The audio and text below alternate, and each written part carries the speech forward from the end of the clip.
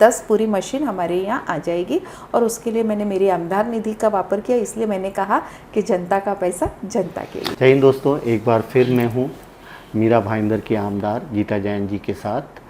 और कल मैंने एक पोस्ट देखा था रात में कि जनता का पैसा जनता के लिए। उस पोस्ट ने मुझे अट्रैक्ट किया कि ठीक है, जनता का पैसा जनता के लिए किस तरह से इस्तेमाल हो रहा है, उसमें एमएलए गीता जैन जी का क्या योगदान है। देखिए, हमें गवर्नमेंट की तरफ से आमदार की निधि दी जाती है, तो पैसा तो जनता का ही है और उसे हमें कहीं ना कहीं जनता के लिए ही वापरना है। तो यहाँ वो जो ऑक्सीजन हाई फ्लो मशीन यहाँ थी नहीं, और मैं आपको फ्रेंकली बोलूँ तो मुझे बहुत ज़्यादा इस मशीन के बारे में नहीं पता था। तो मैंने ऐसे ही बैठ के डॉक्टर को बोला, मैंने भी वेंटिलेटर दिए हैं, सब जगह से वेंटिलेटर आ गए हैं, पर उसके बावजूद कहीं कुछ कमी है जो हमारी डेथ रेट कम नहीं हो रही है। तो उन्होंने एक कहा कि भले ही वो यहाँ की मशीन नहीं है, फॉरेन की है, लेकिन यहाँ आने लग गई है और अगर हम वो मशीन मंगाते हैं तो मॉडरेट पेशेंट को उससे बहुत फ़ायदा होगा। जब वो वेंटिलेटर तक की हद तक क्यों जाते हैं, क्योंकि मॉडरेट में हम ऑक्सीजन उनको उस तरह का नहीं दे पाते। टेक्निकल बातें आपको डॉक्टर ही समझा सकते हैं, लेकिन मोटा मोटा ये है कि जिसको बहुत ज़्यादा ऑक्सीजन की ज़रूरत है और जो वेंटिलेटर पे जाने की तैयारी में है, वैसे पेशेंट को जब ये मशीन मिलती है तो वो बच जाते हैं। तो मैंने तुरंत ये मन बनाया कि हम क्यों नहीं ऐसी मशीन लाई जाए। शायद अभी तक किसी ने इस मशीन के बारे में सोचा नहीं था, तो ये मशीनें बहुत जल्दी कहीं आपको दिखेगी नहीं। लेकिन जैसे ही मैंने इंक्वायरी की और ये पता पड़ा कि हाँ ये अवेलेबल है, और वहाँ के डॉक्टरों को मैंने पूछा कि क्या ये हमारे काम आ सकता है, क्योंकि ऐसा ना हो कि मैं लाऊं और वो हमारे काम का ही नहीं हो। तो डॉक्टर ने तो बल्कि एक सुर में कहा, अरे ये तो बहुत ज़रूरी है हमारे लिए।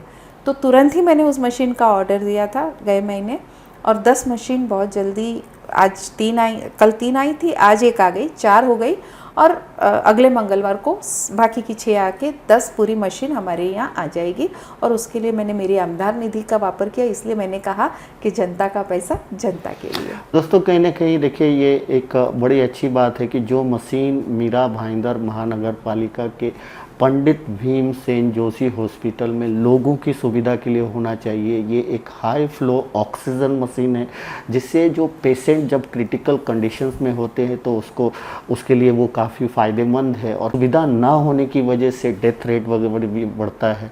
तो इन्होंने वो मशीन के बारे में जानकारी प्राप्त की और वो मशीन बहुत अच्छा है, इसलिए उन्होंने उसके बारे में अपने आमदार निधि से जो है ये मशीन मंगवाई है।